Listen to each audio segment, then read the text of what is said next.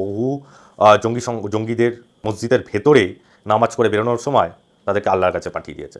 এরকম প্রচুর ব্যক্তিদের কিন্তু এই চলছে অপারেশন অজ্ঞাত। আজকে সেই জন্যই এই এপিসোডটার নাম দিলাম অপারেশন অজ্ঞাত। কারণ এই অজ্ঞাত পরিচয়ের ব্যক্তিরা কিন্তু টানা কাজে লেগে পড়ছে। কারণ এটা কিন্তু একটা জঙ্গি সংগঠনের কাছে একটা বড় মেসেজ যাচ্ছে যে ভারতের প্রতি তোমরা যদি কোনো রকম হামলার চেষ্টা করো তাহলে তোমাদের প্রাণ আজ না হোক কাল কিন্তু যাবেই।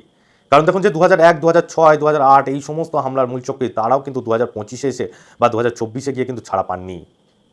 তারা কিন্তু বর্তমানে অজিত ডোভাল জাতীয় নিরাপত্তা উপদেষ্টা, যিনি অপারেশন সিঁদুর থেকে শুরু করে অপারেশন কেলার যেটা কাশ্মীরে চললো, কাশ্মীরে ধরে ধরে প্রতিটি জঙ্গি ঘাঁটি নিকেশ করলো, তার কিন্তু মাস্টারমাইন্ড ছিল এই অজিত ডোভাল। তো সুতরাং এই অজিত ডোভালের তত্ত্বাবধানে কোথায় কখন কী অপারেশন চলছে তা কিন্তু আমার আপনার মতন সাধারণ ভারতীয় জানা খুবই কঠিন।